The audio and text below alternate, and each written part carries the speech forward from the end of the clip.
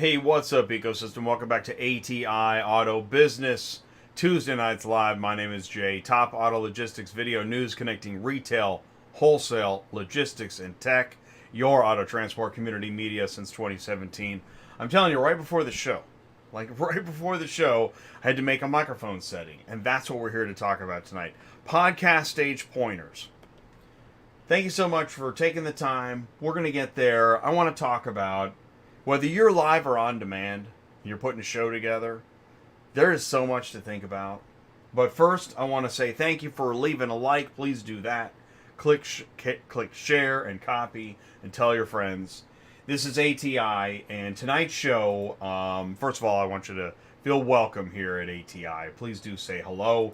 We're going to jump into top auto logistics news. I've got Amazon selling cars, CoPilot AI shopping, AI inspection delivery. I know you're going to go so sick of AI.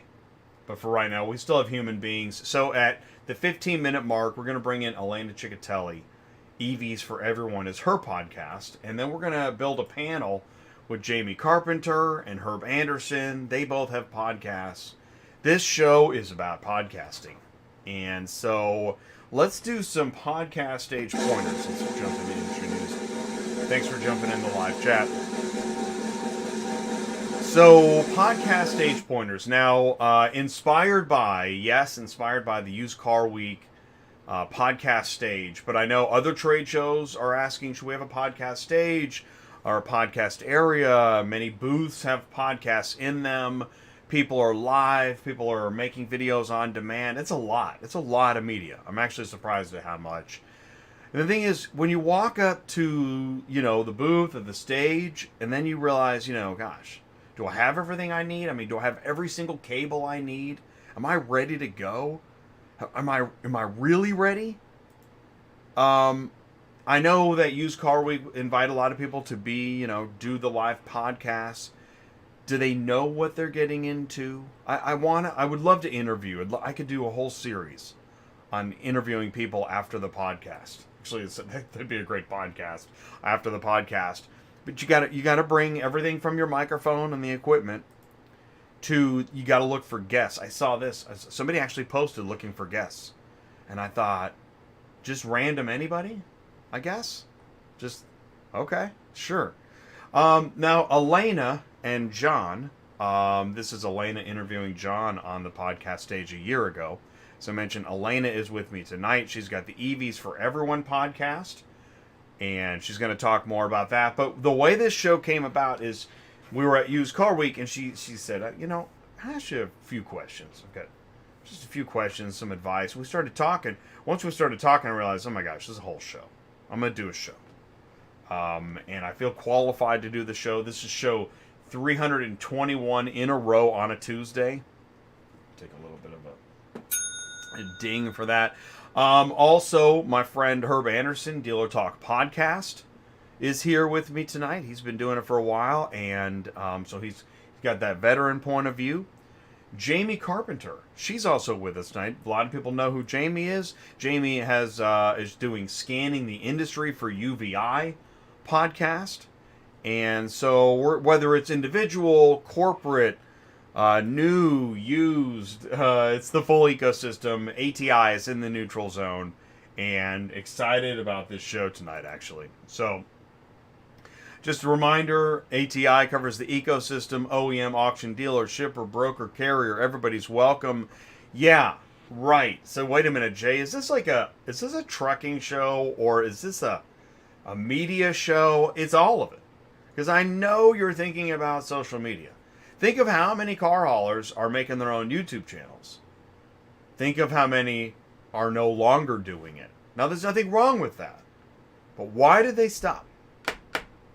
That's what I want to talk about tonight. Why did they stop? It's okay to stop. Last Tuesday night, we had Adam Laura. By the way, mic check 1, 2, 3. We're okay. Let me know in the audio. Let me know in the audience if the audio's okay. Adam Laura, VP OEM Strategy, he was on Tuesday night. That was a great show.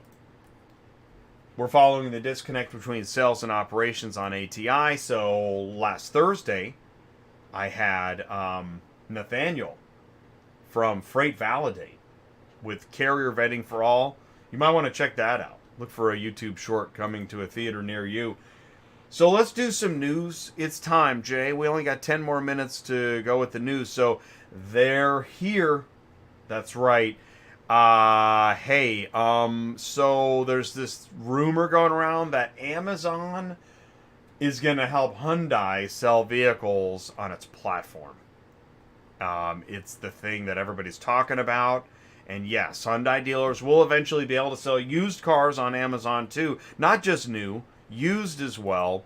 Eventually, they'll be able to move pre-owned units on the platform as part of a broad strategic partnership between Amazon and Hyundai.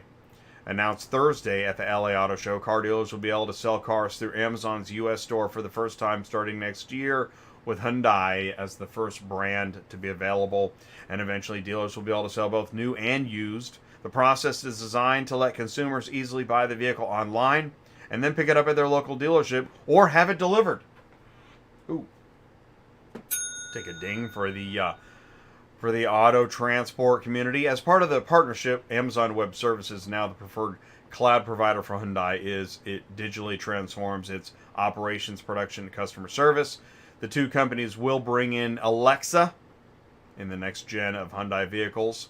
Hyundai is the first automotive company available for full end-to-end transactions in Amazon's U.S. store.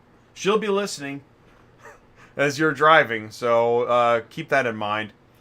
So let's keep moving into AI land. CoPilot, not to be confused with the Super Dispatch CoPilot. This is CoPilot AI-powered shopping app will entirely reinvent car shopping. Really? Really? Entirely reinvent car shopping. Okay. All right. Anything's possible. Consumer-focused car shopping app CoPilot has launched what it calls the market's first comprehensive artificial intelligence-assisted car shopping experience. So you can search through its app, receive AI-curated ranked recommendations with detailed analysis. Okay, I don't know if yeah. When you're car shopping today, is there AI helping you, get into a car? Wow. CoPilot also includes a generative AI-backed chat function to answer consumers' car buying questions. CoPilot AI is designed to instantly search every dealer in the consumer's area, identifying vehicles that meet specifications, analyzing every CoPilot data, ranking results, recommending best cars. Wow. Does it do car shipping too? Huh. Well, if I shipped cars, I might want to... CoPilot said its app provides a detailed analysis as to why each vehicle has been recommended. And the company said its recommendations are unbiased, with dealers unable to pay to influence the results. Oh no. Oh, where'd the Apple Card go? This is the first step toward overhauling the entire car buying experience with AI. Wow. So AI-powered vehicle delivery is unveiled. I know. You're going to get so sick of AI. Wait till next year. The integration of artificial intelligence in vehicle delivery is not just a futuristic concept, but a present reality reshaping the direct-to-consumer paradigm. You'd be proud of me, because earlier I was saying that as this rift between technology and then the physical world where cars actually get delivered continues to widen. You're gonna have technology. You're gonna have moments where the technology says something that isn't happening. You are. I know. Send it in. Autotransportintel@gmail.com. Consumers empowered by tech increasingly prefer direct transactions with manufacturers. Really? That's interesting too. This preference has paved the way for DTC models. Okay, that's debatable. Consumers empowered by tech, I just was saying this, increasingly prefer direct interactions with manufacturers. Yeah, I could probably name 100 dealers right now that are going to fully disagree with that. I'm just going to keep moving. I don't know. Let's keep going. Okay, game changer in car inspection and delivery. AI-powered inspection systems use advanced algorithms and machine learning to assess a vehicle's condition with remarkable precision. Now, this is true. I mean, it's going to know everything about that paint chip. More than even paint chip experts know. Mobile inspection apps equipped with AI are now used by delivery personnel to conduct real-time inspections upon vehicle drop-off, allowing customers to view an accurate assessment of their vehicle's condition upon arrival. Again, if the customer can know things faster, then the worker is going to be asked to use the technology. That's just going to happen. Digital trade-in using AI-powered assessment tools. OEMs can now offer fair and transparent evaluations of trade-in vehicles. That's happening. Like, to the chagrin. $1 million word of the day. To the chagrin of the seller that's like, whoa, whoa, whoa. I don't want everybody to know everything about each paint chip. Really? Yeah, really. However, the road ahead is not without challenges. One of the primary concerns is the balance between tech and practical implementation, and it requires significant investment in terms of infrastructure, training, and development. That's why ATI Auto Business is here to help you move into the AI future. Here's car dealership guy again, CEO of Cruise, just stepped down. And basically, we're going to talk about autonomous vehicles for a second. You're going to like this. This you're going to like. Well, not all of it. I mean, okay, yeah, a pedestrian was dragged down a street. That nobody likes that. But they're recalling autonomous vehicles, checking on safety, government stepping in. They said this would all happen. It is happening. Buttigieg is here. He's wanting to ensure that Cruise and other self-driving vehicles are safe. And U.S. Transportation Secretary Pete Buttigieg said on Monday, the federal government will do everything it can using existing regulatory powers to ensure that GM robotaxi unit Cruise and other autonomous vehicles are deployed safely. But I mean, it's only a matter of time. It really is. It's only a matter of time before autonomous is a thing. It's just a matter of time. But in October, California Department of Motor Vehicles ordered Cruise to remove its driverless cars from the state roads, calling them a public safety concern. And 24 unions, Transport Workers Union of America, International Brotherhood of Teamsters, and United Auto Workers are now looking at saying, hey, NHTSA, maybe we should do an industry-wide investigation. Remember that self-driving beer truck? Yeah. No. Ixnay on the automotive truck A, I guess. OPENLANE launches U.S. consolidated wholesale marketplace. Everybody's consolidating. It's time to get lean. It's Q4 2023. OPENLANE, the operator of digital wholesale used vehicle marketplaces, launched the new OPENLANE U.S. digital marketplace, combining off-lease inventory from U.S. sellers with dealer inventory of backlot cars, just continuing to consolidate. The new marketplace continues the advancement in the company's digital strategy, featuring all sellers, all buyers, all cars, all in one place. Customers want inventory, engagement, lower fees, higher conversion, hassle-free experience. So, when asked, I thought this would be a good time to address this. I got asked if, COX monopoly. Is there a COX monopoly? In fact, this guy asked if Acertus was part of the COX monopoly. I had someone else email me, do you think COX Automotive has a monopoly in the auto industry? Manheim, Auto Trader, Nextgear, Capital, Central Dispatch, Dealertrack, Ready, and who knows what else. These are good questions. These are really good questions. And then finally, hey, someone on your YouTube for Tuesday's show said that Cox owes Acertus. Boy, rumors do spread. So I figured I would point out, once again, COX Automotive is streamlining its brand portfolio. It's not a monopoly. They don't own Acertus. They do have a lot. They are probably the #1 brand in automotive. And they have many aspects to their portfolio. But no, not a monopoly. It might feel that way to you, to some. And even Cox is saying, hey, have you noticed most powerful brands keep things simple? Google, Apple, Uber, Coca-Cola. Same strategies with guiding the team. But they do go on to acknowledge navigating 60-plus entities, and there you go. There is the... that is a lot of entities. 60? Wow. And yet, and that might be that, because I've heard about prices being driven up. This guy was asking if he, maybe he can get an alternate to a software. I'm just mentioning it. People are looking. People are asking.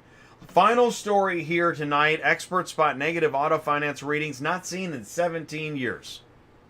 Full room listening to all this. And once again, COX Automotive. Chief economist Jonathan Smoke examined October data and determined 60-day delinquencies rose for the 6th month in a row, landing 13% higher than a year earlier. That's pretty significant. Subprime severe delinquency rate was 69 basis points higher from a year ago.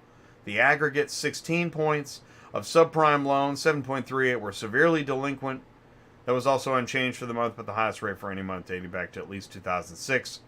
Smoke determined total auto defaults increased by 4% in October from September, soaring 31% from a year ago. Yikes. Well, I mean, how much is the car a month? I mean, really? 800? Holy mackerel. You can keep that up? My goodness. But you know, Thanksgiving, I just want to say, I want to wish everyone a happy Thanksgiving now before I forget. Because we have the opportunity to celebrate Thanksgiving. That's really cool. And thank you so much for being a part of the community. Remember to leverage ATI Auto Business. We don't ship cars. I move information. J at ATI. Here we go. All right, what are we doing? Oh, yeah. Let's do a quick break. Let's get some ELD punch in our system. We'll be right back with Elena after this. Are you completely stressed out from all the calls and the contracts and the verifications of loads where nobody ever answers the phone? Call Murphy Auto Dispatch Services today. Murphy Auto Dispatch Services has over 15 years in the transport industry. We are your office while you are on the road.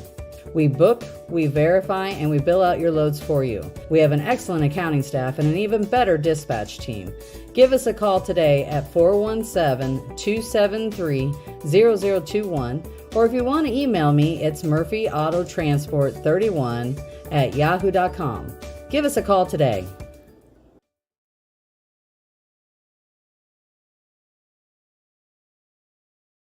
Transport Auto Quoter is by far the leading auto quoting software on the market, and the only auto quoter with a pro version that comes preset with accurate pricing for anywhere in the U.S. So you don't have to worry about it. The best part is that no change with your current software is needed. Just plug TAQ in and start booking jobs. Carriers can easily plug TAQ into their current websites and start making money right away. I bet you're wondering how we do this instantly and accurately 24/7. Well, constant analytics is the key.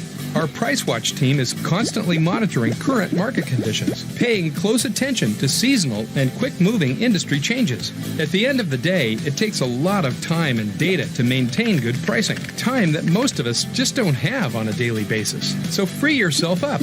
Using TAQ Pro is really a no-brainer.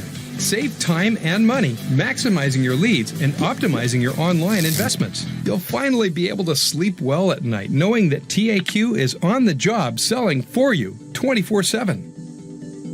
Never missing a potential job.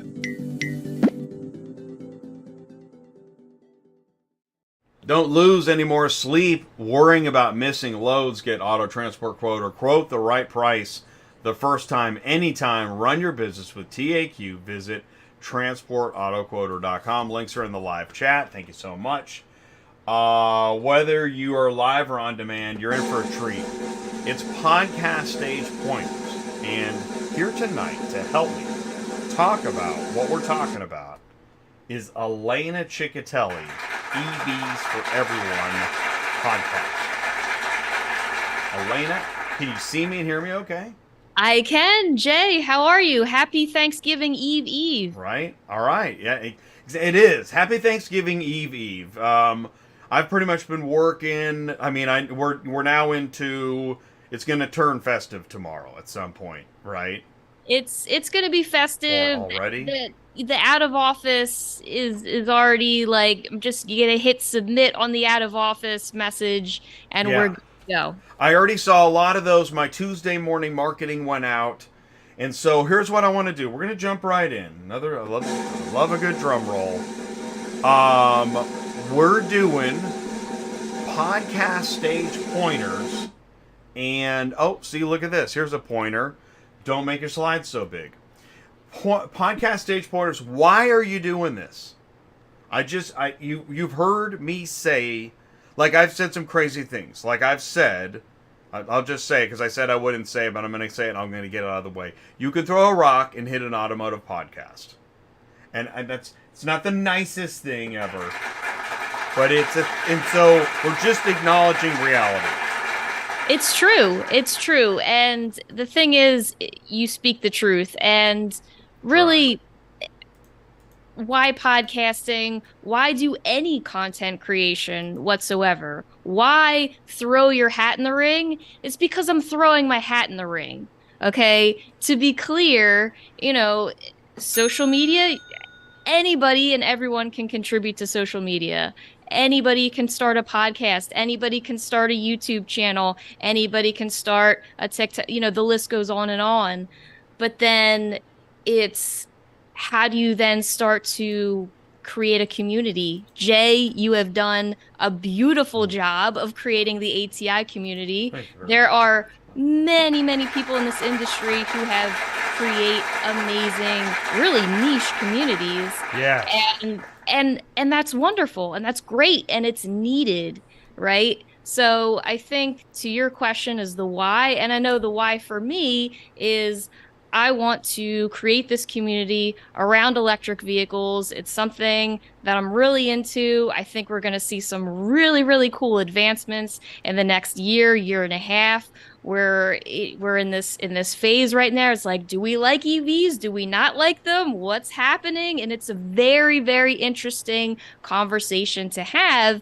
And it's like, no matter who you run into, they have an opinion about EVs. And so for me, it's like, I'd like to be able to be the one to curate those conversations, bring them to people who may or may not be in the industry and who are, you and I eat, sleep, breathe this stuff all day long. So it's really cool to have that opportunity to bring these stories to light.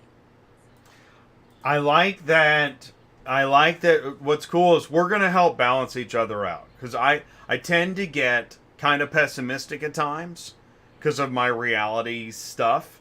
And you're more upbeat than I am. So this is going to be great. All right. So we balance each other out. Yeah. And I mean, I believe that, life is balance. We all need balance. All right, here we go. We're going to jump in. And then what we're going to do, when it makes sense, it could be in a minute. It could be in 10 minutes. We're going to bring in Jamye and Herb and to continue this conversation, okay? So, my first slide, I made some slides as if I was, let's say I walked, let's say a company called me and said, Jay, we're going to make a new podcast and it's going to be amazing. And if I brought a slide deck and I said to them, well, okay, so what's your idea? And by the way, does it rhyme? Because when I hear rhyming ideas, I immediately think I'm not sure if the idea was just so we could make a rhyming statement. All right, I'm going to keep moving on. Seriously, what's the idea? What is the idea? And now, if you have an idea, how do you get started? Because what's the point of this idea? And now I'm going to say something dark. Have you looked at the competition? Elena, reply to what I said, please. So, okay, so starting with the idea and how to get started, and I think we talked a little bit about this at Used Car Week. It is having the conviction and the determination and the wherewithal to not let the technical stuff stand in your way of actually producing the content. I'm a huge, huge believer in if you can just pick up your phone and get the content done, then yes, you have achieved your goal. I think a lot of times, especially content creators just getting started, are in this tunnel of I have to have the best mic, I have to have the best setup and all of this like crazy high production value. And yes, it has to sound good. Yes, there needs to be quality, but at the same time, don't let that stop you from getting content out there, because guess what? Your competition is already getting content out there. They're already doing it, right? They're already one step ahead of you on that. So, really not having that being a barrier. And I'll just share this story briefly because it really was poignant for me. I saw you at breakfast at Used Car Week, and I was like, Jay, I need like some moral support right now, like Right. creator to create, like That was early on. Right. You said that. You said, I want to talk to you about, right? yeah, Do you have a exactly. few minutes to talk? And I think we just started talking, right? Yes, In exactly. the hallway. But Yeah. in that moment, though, in that moment, it was like, all right, just get your you know what together, get it done. It's not a big deal. You can keep moving forward. And the And, context to that story is that my laptop stopped oh, working, my mic stopped working. I had dude. to go to Best Buy and buy like all new That's equipment. right. I was recording probably I don't know how many interviews that day, but it was all of these You pulled things. through, though. Yeah, but you You just did. get inside. You The have thing to. of it though, and also too, going back to your question, why about the idea, you will get stuck in your head. You will get stuck in your head multiple times. Why am I doing this? Does anybody care? Is anybody listening? Is anybody watching? It's like the list kind of just That's goes right. on and on. That's right.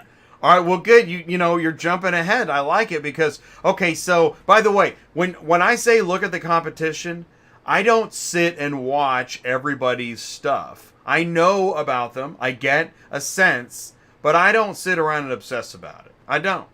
No. And I don't recommend anybody do that. Right now, but okay. So, but somebody's got. You said this. Who's gonna own the idea? Now, I think you were talking about like if it's your idea and the company says, "Oh, we'll do it." Does the company take your idea? So there's ownership, of the owning of the stuff. But who's gonna shepherd this product, this Yes. project, right? Yes. Who's gonna manage? This is what producer. The term producer. It has a real meaning. This is the person. This is the last line of defense before the death of the idea. The Absolutely. producer. Absolutely. And you need to have a firm stake in the ground and say, I have ownership over this IP, right? I have ownership over what I'm producing, what I'm putting out there, what content I'm putting out into the world, because like you said, that is the quickest way for something to die. It's so easy unless you are, and Right. we can talk about Sure. scheduling If content there's an and argument over the concept, yes, this thing can die. it can die It can very die very very quickly. quickly. and Yep. and also too, the shiny new object, it goes away quickly. And so in order, what is the way to stay sustained in it, and this is my own personal viewpoint, is you early on, you get advocates and supporters that, and for me, these are people that I interview on the show, or folks that are like, hey, what about this idea? Or like are really, again, a community that's wanting to collaborate, I think is very important to keep you sustained in the idea, because otherwise it's the It's reality. interesting We're you going to go mentioned back to the reality of it's this is you just well, talking. Go wow. ahead. No, I'm telling you're raising a lot of great points. You're jumping way ahead, which is great. We're going to bring in Jamie and Herb here in a second. I started talking about building an audience, and here's something I ask. You got to dig deep. As the producer, what do you stand for? Do you have principles? Do you have a voice? If you don't have those things, you can be swayed in any direction, and now it's fine to change, but you still have to know, right? You have to have that inner voice that's going to guide you. Somebody's got to guide this thing. And now, or how about a routine and discipline? Right? You've got to have routines and discipline, because on the weekends and the holidays, are you eat, sleeping, and breathing media? I know I am. I'm going to be sitting around Thanksgiving thinking about next Tuesday night show. Yeah. Well, I'm going to enjoy Thanksgiving, but it's in there rolling around. Yeah, absolutely. And look, you did a whole segment about AI in the beginning of the show. Look, we've got a lot of amazing technology to help us stay organized, stay in a routine. Like, use the robots to help you out with some of this stuff, right? That is an right? interesting point. You're right. Use the robots. You're absolutely right. Use the robots. They're there for a reason. But again, it's for you and I and Jamie and Herb and all the other content creators out there. Yes, we have this insatiable, I say, you're feeding the content goblin or the gremlin or whatever you want to call it. It's insatiable, and we are continually thinking about content ideas. So that will never go away, but just use the robots to work in a smart way. I'll tell you what we're going to do is, this is time. We're going to bring in Herb and Jamie after the break. So do me a favor, stick around. We'll be right back with Herb and Jamie here on Podcast Stage Pointers. Yeah, so let's be honest with it. Everybody, as an operator, like myself, we're always looking to save expense, okay? And so if I can get a product that is just as efficient as another product, and yet save a ton of money, that's what I'm going to do. And so I think the value proposition that Dealerslink offers is unmatched, right? For what we spend on Dealerslink, for what we get from Dealerslink, full spectrum, the marketplace's support, the OEM data, the Fastbook tool, the mobile applications that you have, the value proposition is huge. And I definitely would recommend, I have recommended, we are continuing to install it into our stores as we speak. Request a live demo at dealerslink.com now.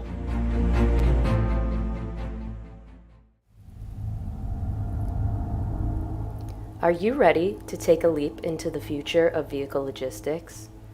Auto Hauler Exchange is the first pure B2B marketplace in vehicle logistics, where shippers and carriers live and work directly in one ecosystem with no middleman. Shippers simply post their shipping opportunities directly to highly vetted carriers around the country. Once a carrier sees a shipment opportunity which fits their need, they simply check that shipment out of the exchange with just a few clicks of a button and with no third-party interaction, getting your vehicle on the road with ease.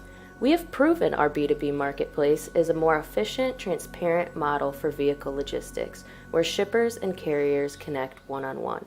Take it from our clients themselves.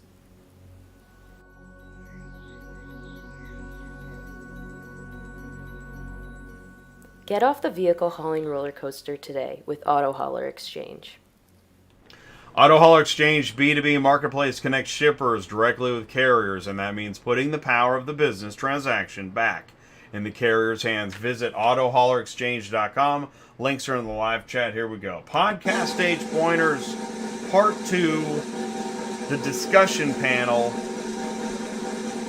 Jamie and Herb, can you see me and hear me okay? Yes, sir. Yes. We're good. 2 mic checks. Awesome.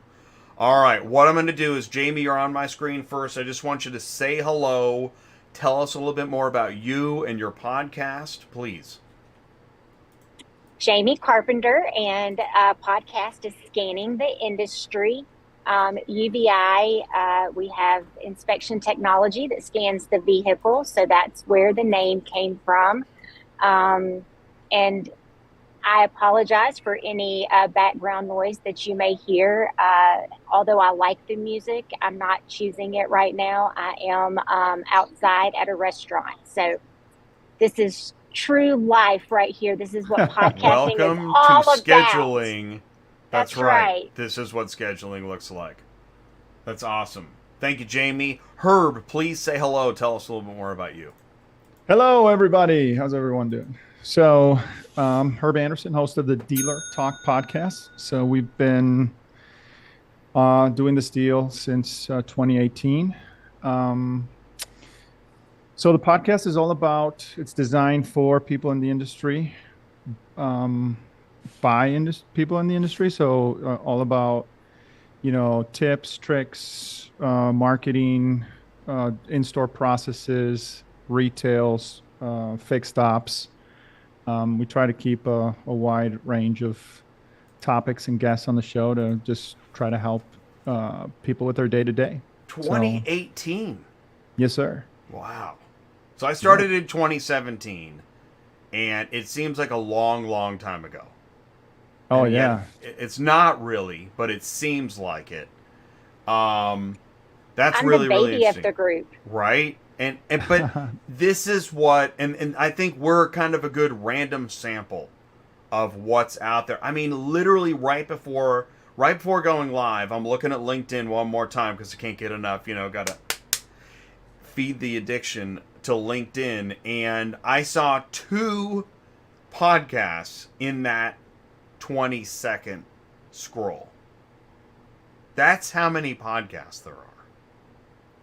And I know I'm not the only one that has some opinion of what we're looking at. It's kind of like blogs. Like, there's a lot of blogs. But I think at this point, it's a little easier to do a blog than a podcast. Is podcasting easy? Who wants to take that one? No, it's not easy at all. Well, why do you do it? It's very, very difficult. It's actually. really hard, actually. Yeah. But the cool thing is, when I think about podcasting today, I think about how much money it would have cost to put something like this together just 20 years ago.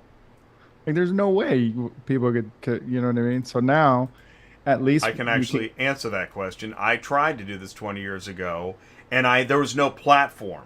Right. There was no you just wheel tapes around to places, and boy, oh boy, was that. Yeah, or you pay to be on a radio show, or you Yeah. produce it yourself. You're hitting like, I don't know, yeah, 4 people. It's crazy. As opposed to 12. Well, yeah, we got 12. But I mean, and that's the thing, too. We are vying for so much other attention that actually this will never get easy. That's actually one of the reasons I wanted to do this show. This will never get easier. There'll be more and more. Yeah. I agree, but I also, when I started the podcast, I said this would be the perfect podcast to start because it's a niche, right? Like, you're not going to get a podcast like Dealer Talk that's going to get like 1 million listeners. I mean, we're at about 134,000 downloads, and to me, that seems insane. Like, that there's 134,000 downloads on people wanting to listen about, car dealership stuff. Yeah. You know what I mean? So it all depends on what you're trying to do, why you're doing it. All those things come into play as well. But, the fact that the tools exist today that we could do it is pretty awesome in comparison to where things were. Elena.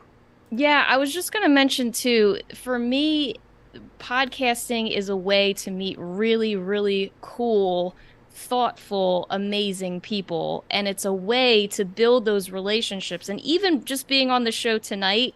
So, Herb, I was actually on your show with Charity, but I had never met you.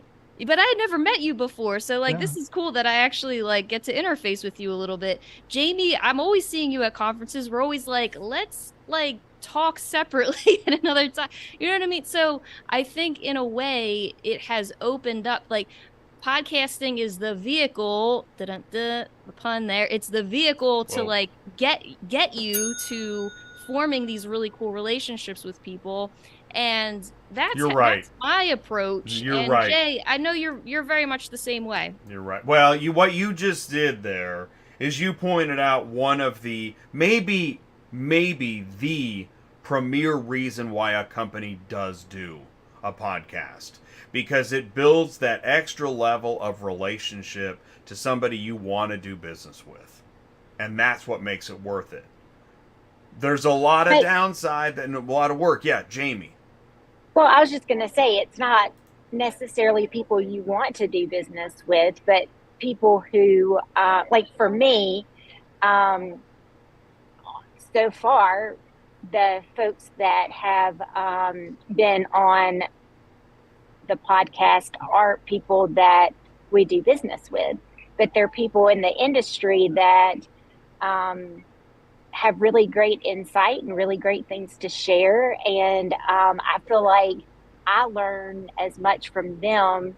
And that's the exciting part for me, right? Like the continuation of learning and getting to meet people. And I say it all the time. And if we are connected on LinkedIn, you're probably tired of hearing me say it, but we're in a relationship business. And if you're going to build relationships, going back to what Elena said, I mean, what a great way to do it, right? I mean, a podcast is a great way to build that relationship. It's absolutely true.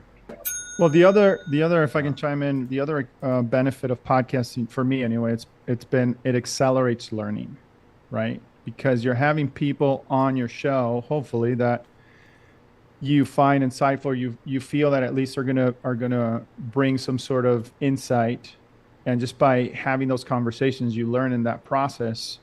And for me anyway, I take those lessons and I apply them directly to my business. So it started for me. It was, hey, how do I get my company name out there? Well, I'm having all these great conversations. It'd be great to put this on a podcast and share with everybody. And it quickly became like, oh no, this is totally for me because I'm learning so much. And it just became a really selfish project in that sense. Yeah, the learning, I agree 100%. That's good. That's interesting because so it evolved. So let's do this. Let's go back to the slide deck, see where I'm at. All right.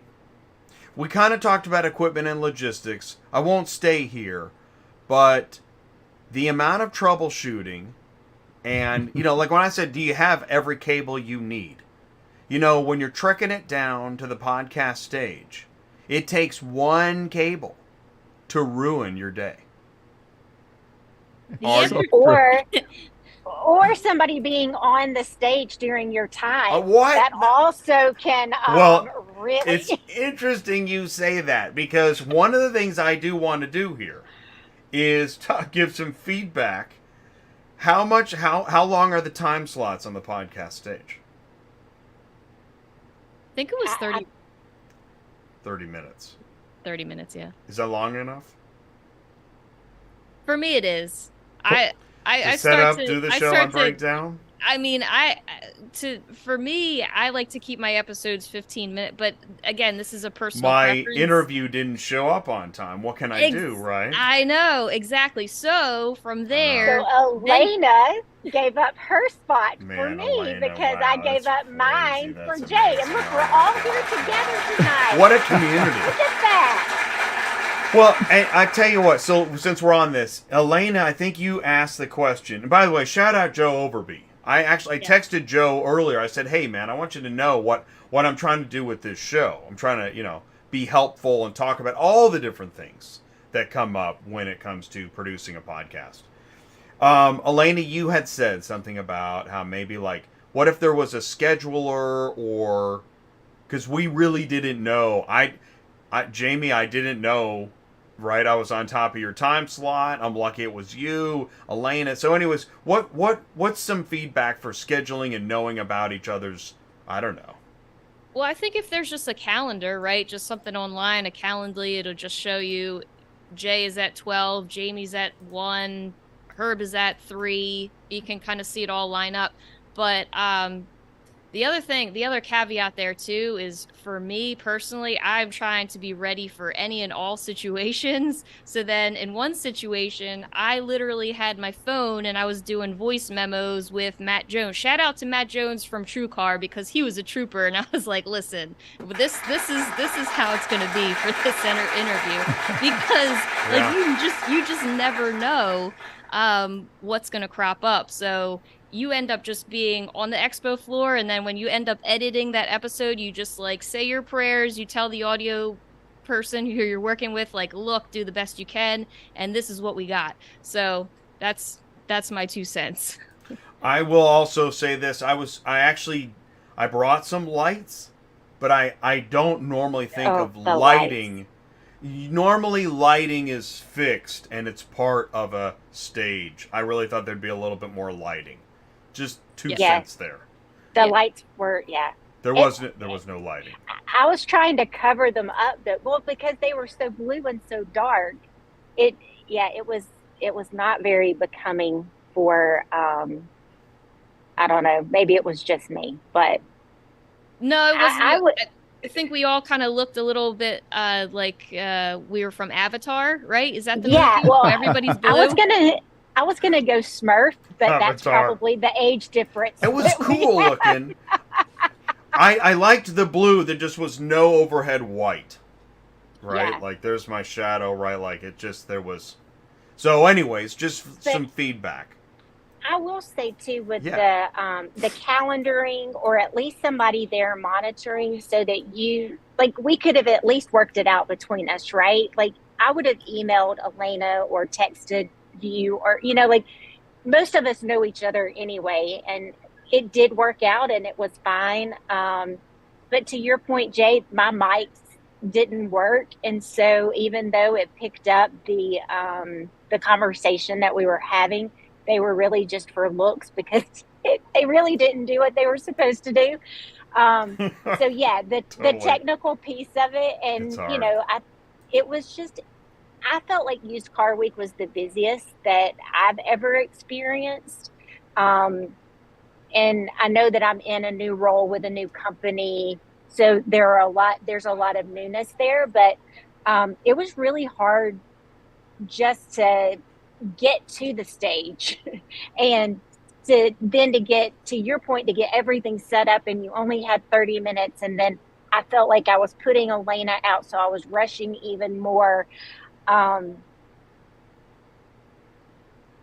Yeah, it was a lesson learned for sure. Well, everything is, and that's why we're talking about it. I also will say this: I saw a lot of people just shooting in their booth, which then begs the question. Well, I'm if you can just shoot in your booth and you could do interview after interview, well, problem solved. So it's good to have a booth, or you could just record in the coffee area or whatever. And this is where look at other shows. Look at NADA and Digital Dealer and pick a show, and you'll see booth after booth after booth with companies and individuals recording, podcasting live or on demand. It's wild. Yeah. And also too, you can record in a vehicle. You can record in a car, and you proved it. Yeah, yes, and you can get some $300 wireless mics and make it work. And again, to the point I was making earlier about don't let the equipment stop you from creating content. It is, hey, you just go and you just get it done. And so we ended up getting into that VW ID4, and that was the best content that came out of that conference, and it wasn't even on the stage. So, because I want to know why you didn't sing. I think you guys needed to sing just like James Corbin like did. Karaoke. Yes, do car karaoke. I was waiting, Elena. I was so excited. I know. So funny story about that. So we're gonna try and get the you guys heard of the ID Buzz, the new electric. It looks like just basically a bus that's electric, VW. It's like a nostalgic 60s throwback. So we were joking about how we're gonna get the ID Buzz, and we're gonna like do it, and it has the full like camping thing and the stove, and we're like, oh, we're gonna cook a meal. And but again, it's like, your creativity is there's no limit to your creativity, I think, when it comes to media, because it's like you write the rules of your show. Again, Jay, to your point of you being the producer, you write the rules, and as creative and as crazy as you want to get, again, you have to be specific about what is your tone, what is your brand, and can you get crazy? Let's go back to the list, because this gets into, I didn't even talk editing, where you're going to host it. All right, so what are you? Let's say you've got the idea, and let's say you've got the equipment. What's the plan? Is there a plan? Sometimes just doing it evolves. Like for me, the plan was, hey, I'm starting this company, and my biggest thing was obscurity. Nobody knows what I do or what my company does or what I'm trying to do here.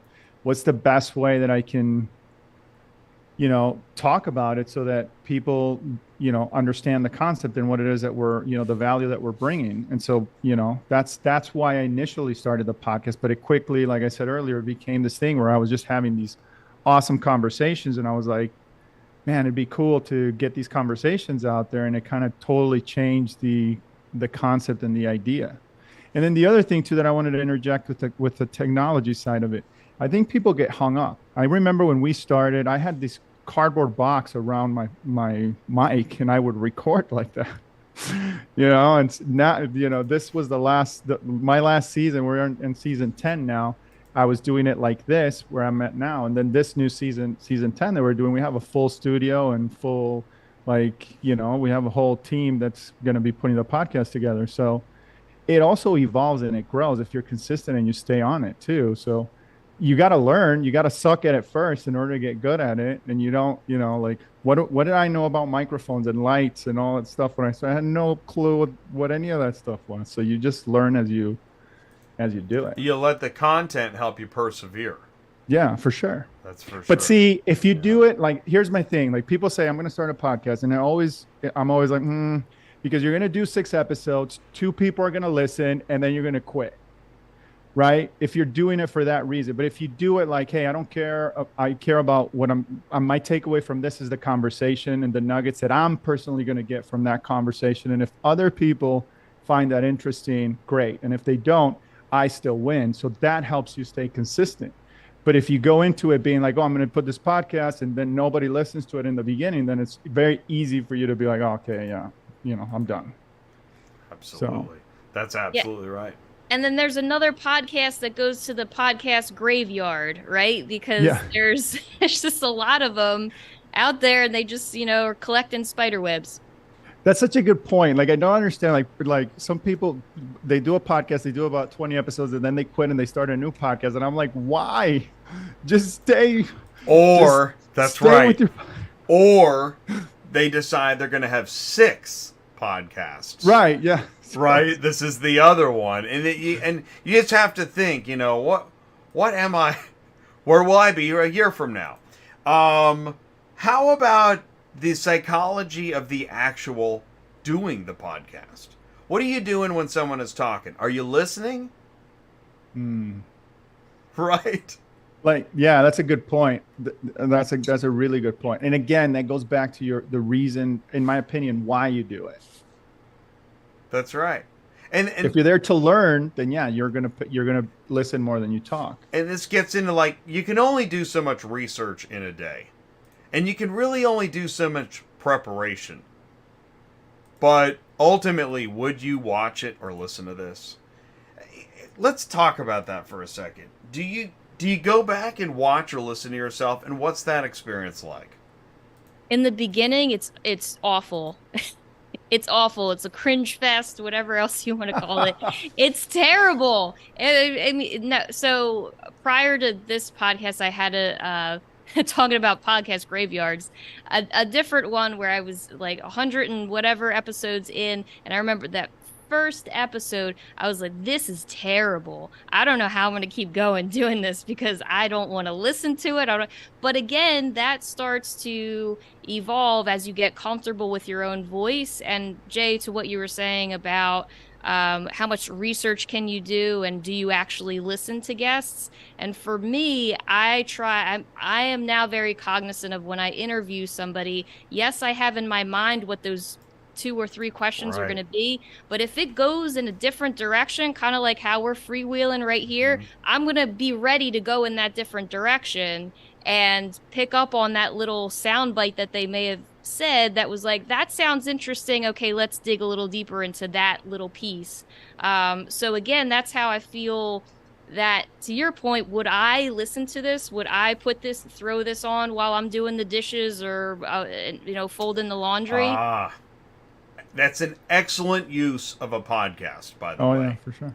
Or the workout. The workout. For the workout. Yes. So trying to put myself in the shoes of the listener, the shoes of the viewer, is this because we are creating entertainment, right? We are the media. Are you sure? No, I'm just kidding. Creating entertainment. This is gold. Yeah, Jamie. Jamie. I was gonna say, I have this accent that you probably not even noticed tonight. I'm not sure, but to go back and hear myself, it's very, very hard. We all have that. It's hard. Yeah. I don't know how is it we were all built so we can't hear ourselves talk? Right? It's crazy. Yeah, exactly. It's really a crazy curse. It is a weird thing. Like, you think you listen to yourself every day until you go back and you hear yourself, on a recording. But yeah, I guess this last episode that we released, not the one from Used Car Week, that one hasn't gone out yet, but the one before that, it was the first time I went, okay, maybe I'm going to be okay at this. Maybe I'm finally kind of getting a little comfortable, and I can actually say it's better than it was the time before. But yeah, to Elena's point, I think like you have to go back and listen to it, because if you don't, how do you know really what you're putting out there? And, you know, as hard as it is to hear yourself, I think you just have to kind of push through. And what's amazing is when those moments happen where you're just loving it and you're listening and it's you and you're loving it, and then you don't want to tell anybody because you're like, wow, I'm going to sound like a narcissist. But you're loving it. You're like, this is great. I found it. I see where I want to be. Right. Yeah. And that's a wonderful thing. And also too, I would just add, we are our own biggest critic. Like, I am my harshest critic, and it just that's just the way it is. So and you have to accept that. Yeah. You have to accept that. In fact, you want that. You want to, you want to know that you can criticize yourself and still get up each day. I want to say this about social media, because I've had some of the, well, Jay, we have a marketing department. That's great. That's called collaboration. I don't replace your marketing department, and your marketing department doesn't replace my podcast or video or whatever you want to call this. In fact, if you look at it, podcasting, social media, marketing, sales, these are all collaborative. 100%. Yeah, our marketing team actually, I guess, does all of the hard work, the heavy lifting for me. So I'm very blessed in that sense. I don't have to do all of the technical hard stuff that it sounds like you guys have to do. I have a wonderful team that does that. Yeah, right. Nice. Yeah. That's awesome. And so that's been really helpful. I've learned a lot through the process, right? Because, just watching and learning. But I have been very blessed in that area. But I do a thing on the podcast where we can scan a vehicle in 20 seconds. So how can we get to know you in 20 seconds? Oh, wow. And that's probably my favorite part of the entire podcast. That's it's smart. like rapid fire questions, answer as many as you can in 20 seconds. And just, I may know you, but the audience doesn't, or, I had a guest that I didn't know really well. And so that's actually been my favorite part of the entire podcast. I do like to go back and listen to that a lot. Just, it makes me laugh because, we know the behind the scenes part. Sometimes this is live, but, when they put it all together and they make it look so pretty, and then you're like, yeah, that's totally not how that happened behind the scenes. Well, yeah, right. There's another one, right? You've got your live, all of your raw footage. And then you've got, the short clips that you share, or maybe it's only recorded and you're sharing segments. Editing. Who likes editing? No one likes editing. No. Right? What a No nightmare. No one likes editing. Not one person. And listen, I have to be ruthless with the editing, especially if it's somebody that's on the show who I'm a big believer in. I want to humanize this story that we're telling. Yes, we're talking about electric vehicles, and that's cool and that's good, but how can we humanize the story of this person who took time out of their day to record an episode with me? And I take that very seriously, and I'm like, I want this to sound awesome. I'm not like Barbara Walters interviewing or anything, but I want it to sound as good as it can possibly sound. So that's, again, editing is just one of those evils that you got to just get used to. Well, then editing itself is just cut and splice and cutting stuff out. But then you'll have a guest that brings zero energy and expects you to edit in energy. Oh, that's and you're terrible. like, well, that's not But you can how tell. it works. You can tell those shows. You're like, oh man, this is gonna be fun. You're like, dude. Oh, right. You're 5 minutes away and you're thinking, How are we going to get an hour? Yeah. So yeah, I don't know if we have time for the story, but I have a story for this type of situation. It wasn't a podcast episode, but it was a panel. It was actually somebody, when I posted about doing this show on LinkedIn, someone said, "Hey, can you please tell the story because it is crazy." So it was a panel that I did at Move America, and it was about the vertical integration of OEMs. I don't even really know what this panel was about, to be clear. And so what ended up happening was I had somebody that was just working on manufacturing the lubricants that are going into a vehicle, and then I had one other person who was an electrical engineer, right? And it was, let's talk about your areas of expertise. And then the one person had the mic, and it was right up to their mouth, like the entire time, and no one could hear what he was saying. And then so I was struggling. I was completely struggling the entire time. I was trying to figure out, how can I bob and weave in this weird situation of people that don't even make sense. And I have this other person who's just talking about lubricants. And at one point, Wow. I told I said to the Awesome. the electrical engineer, I said, "Well, it looks like you're the Ben Franklin of electric vehicles," because he's like, "I've been in the business for 16 years." And then he says, "Well, I'm not sure I would say it that way." And so he like took offense to it, and it was like a whole thing. Oh yeah, irritating a guest live. Irritating its guest live. It was intense. like I've it was been so there. intense. And then someone at the end got, like, bless their heart, they said, "Are you okay?" Like after that panel.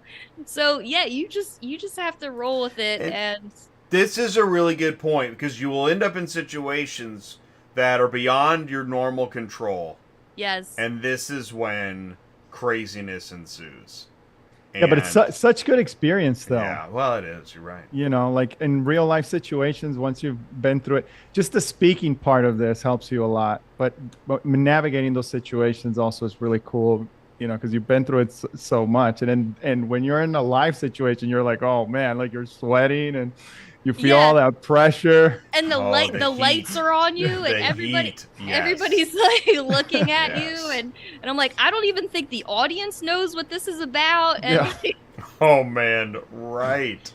So, that is a great story. Thank you, Elena. That was awesome. No problem. All right, I got 10,000 hours. You said this. It was a Herb. Did you say this, or Elena?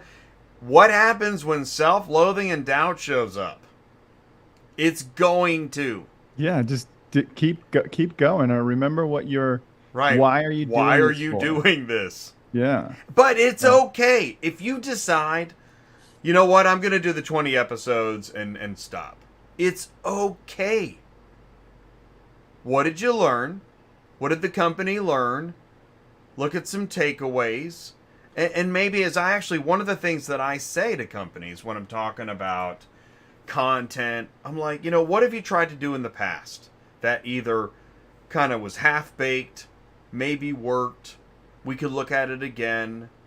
There are ideas that not everybody's going to go on to make 10,000 episodes.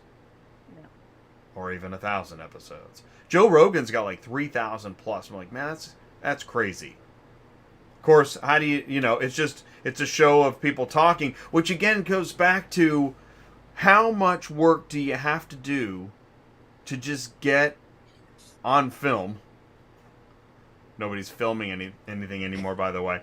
But to get it recorded, if it's becoming natural enough, that's when you have something.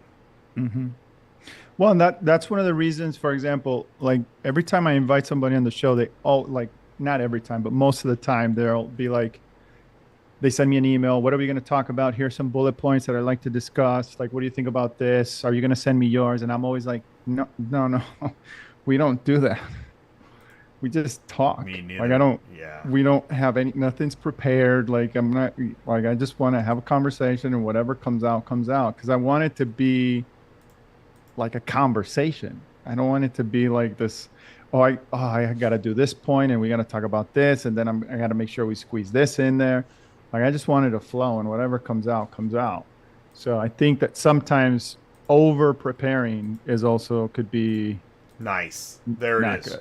good. Because whatever that means to you, you want to prepare to wherever you're comfortable, whatever your level is. I like to make bullets, just like I did on that piece of paper, but I didn't write a script. But yes, whatever over preparing looks like for you and your program, and everybody's at a different place. Yeah. Yeah, I just think the conversation is really what gets, like, if people feel like it's, or they understand that it's a conversation that's taking place and it's not a script, right? I think that's when that's when it gets really, it can get really, really good. And I think also too, to what Herb is saying, that's when you also start to get some of the personality out of your guest and get some of their, again, just shining a light on who they are as a person, I think is really fascinating because we're all vastly different people. And I think it's really cool to see all the different types of personalities and ways that people are thinking about different problems. That's what I find so fascinating about just doing the podcast in general. You just made me think of prep. And I don't know about anybody's time. We're a little over time here, so we'll go for a few more minutes. But how much prep do you do? It's almost like over preparing with questions. When I do a prep test, I'll keep it short. I'll be rude. Listen, we're just getting warmed up. I'm going to stop you there because I don't want to rehearse. I don't want to do the show before the show. Yeah, right. Right? Because that happens. It does happen. We just did the show. You got to be like, let's wait till let's hold off that conversation. Let's do this on the... For sure. I used to prep a lot. I used to spend at least an hour just researching the guest and, looking at the industry and stuff. But I don't do any of that anymore. Like none. So I think for me, it depends on, because I also interview a lot of different startups in the space, and I like to be educated on what is their business model. And so because they're newer companies, I want to be educated at least on that baseline. So yes, I will make sure I know what their business model is, who is their customer, who is their target audience, and knowing just some of those basic pieces of information. But I do, as Herb was saying, I really do enjoy just the conversational piece of it and just letting that evolve. And then I do make sure I have a hard stop at 15 minutes because I have noted, I'm like, I got to do a hard stop because I don't know. For me, the format has to be short and punchy. Absolutely. And it's interesting you say, I just was going to say, okay, I want to go to final thoughts. And I want to do like a little piece of advice. And I want to start with Jamye in that. Jamye, you're working with a company that is, the upside is they help you produce and research, etc. What do you think you have? What's the requirement? What do you need to fulfill in that realm? Would you say, and this isn't just you, but I think there are going to be more company podcasts popping up than individuals. And what do those companies and the people representing that podcast need to understand about what the company is going to expect out of that podcast? So that is a great question. I know it's hard, and I just gave it to you, but I want you to think about it, because the company needs something. Here's why. ROI. Somebody's going to say, what's the ROI on this deal? So we now have two podcasts now. So there's a dealer-facing podcast, and then there's the wholesale remarketing podcast side that I do. I think the reason that we started the one that I am doing is we weren't really known in the space. And I wanted to talk to my friends about UBI and how did you hear about us and what do you think? And I've had a lot of support and a lot of, like, they've given me a lot of leeway. Like, it is my podcast and not anything that I'd ever done before. But UBI is centric to it, right? So, I mean, everything that I talk about kind of comes back around to UBI. How can,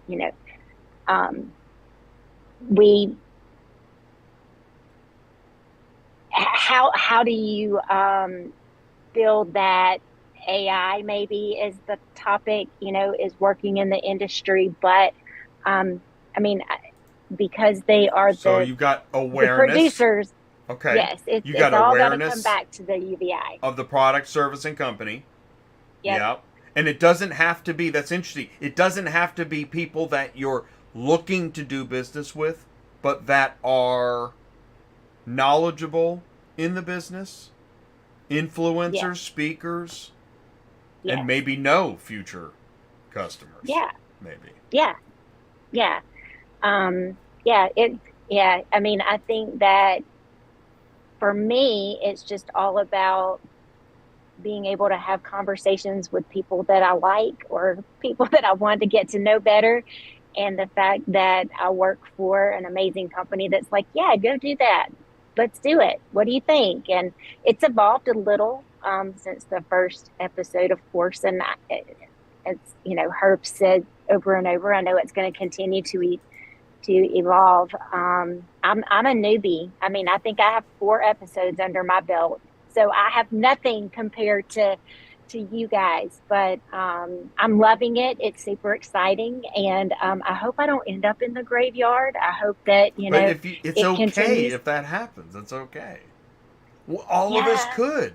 We might end up in the graveyard together, and that's the podcast. In the graveyard. Over the graveyard. No, we're past Halloween. We're moving into Thanksgiving. No more graveyards. I know. That's funny. Okay, final thoughts, piece of advice. Elena or Herb? Herb, you can do the honors. Okay. Well, I would say, to piggyback on that last question, I would say this. Any company that has any ROI expectation for a podcast needs to go hire a professional that has a studio and all that stuff and really invest into it. Because nobody that has no experience is going to start a podcast overnight and be able to show any sort of significant ROI because you're going to measure it on vanity metrics. How many people listen to the show? How is it doing on social media? Things like that. And so it's not really fair to the initiative or to the project, right? If you're going to do a podcast as a company, you need to commit to it and understand that this is a long-term play and that whoever's going to be the person that's going to be doing that for your company is going to have to grow that show for you. And that's going to take time, right? They're going to have to learn. They're going to get comfortable with being on camera and talking and, the equipment side of things and all the stuff that comes with it. So that being said, I think that people that are not taking advantage, companies in particular that don't take advantage of the medium are missing out because I think that like I said earlier, it would have been extremely expensive just 20 years ago to put something like this together. And now you have these platforms. It's absolutely free. You can do it. You can get on there, talk about things that you're passionate about and connect with like-minded individuals. And so why would you not take a shot at it? Now, do I think that everybody should be podcasting? No, but I think that every company should at least give it a try and see what comes out of that effort because, why would you not, right? If it's a medium, it's available to you today. I think that you should totally give it a shot and see if it's something that fits or not, but have the right expectation and do it for the right reasons. Jay, I know that we're running late here, but I also just a quick addition to that. I think because of TikTok and social media and so many of the things that are out there, people think it's easy. And it's not. Yeah. Because anybody, here I am sitting outside of a restaurant on your podcast and we're talking live. And it just seems like it's so easy because you see so many people going viral that anybody can do it. But man, it is not easy. And I think that that's an expectation too that maybe needs to be set. I'm glad you did easy. say that. I think you're softening up the launch pad because I'm sitting there thinking, what do I want to say? Because I have a tendency to say that. So I'm going to come back to that. But thank you for adding that because it's not easy. So one piece of advice that I would offer is to be really clear about your brand and who you stand and what you stand for, what your brand stands for, because I think that is really a guiding principle and how the show will evolve. The other piece of that as well goes to check in with your audience. Who is actually listening to the show? Mm-hmm. Who is downloading the show? Who is giving you reviews on the show? Who's giving you feedback? Like, listen to, as hard as it may be, listen to some of that feedback, good, bad, indifferent, whatever it is, and use it, because I think it's, again, you have to put yourself in the shoes of the listener. Would I want to consume this? And Jay, I think you said it earlier in the show, we're all vying for attention, right? It's the very famous like Gary V mantra. We're all vying for attention. We're all vying for the same, like, earbuds, eyes, we all want that, the attention and what Herb said, the almost the vanity metric. So I think it goes back to stand firm in what you and your brand represent and make sure that you're creating something that you're proud of, right? Because why not? If you're not creating something that you're proud of and you're like really kind of excited about, then you're going to burn out very quickly, and then it might go to the podcast graveyard, maybe. So that is a pretty darn good segue to, I like to take a lot of notes. When you were talking about the gentleman with the lubricant and the too close to the microphone and all that stuff, one of the things that I do is I go to notes. I think the presidential candidates at the podium, and when the heat is on and the lights are hitting, and take notes, right? Structure your mind, right? Get in place. I never took debate in high school. And now I really wish I had, because then I'd have that in my arsenal too. But taking notes, structuring the mind, because I want to say this about the podcast graveyard, is that now, so Herb, you said you got to try it. I agree. Try it. And Elena, listen to the audience. I agree with that. And Jamie, you said it's not easy, which brings me to, when it's time to raise the white flag, do it. Yep. You've tried it, you've listened, it's not easy, and you're on episode, I've got a company in mind right now. I got two companies in mind right now. One company realized that it kind of wasn't really working and asked me for help. And I was like, that's awesome. That's what everybody should understand. That's part of the ejector seat button in the aircraft. Know that button is there. Because I can think of a company right now that they're still doing it, and it's just bad. It's bad content. And I think they know it too. And it's just hit the ejector button. You can come back. And I've had somebody at that company actually say to me, do you think we could collaborate on something? I was like, yeah, call me. Just stop trying to satisfy everybody and just call me. Let's have a meeting. Let's talk. Because it feels like if you were making a defective product. Stop. Right? Or at least put the recall out. Right. Put the recall out. So there's a podcast recall button. And, yeah, call and some Jay. people just need to hit the button, eject. Yeah. And you can always come back later. You don't have to tell anybody what happened, but stop for a moment.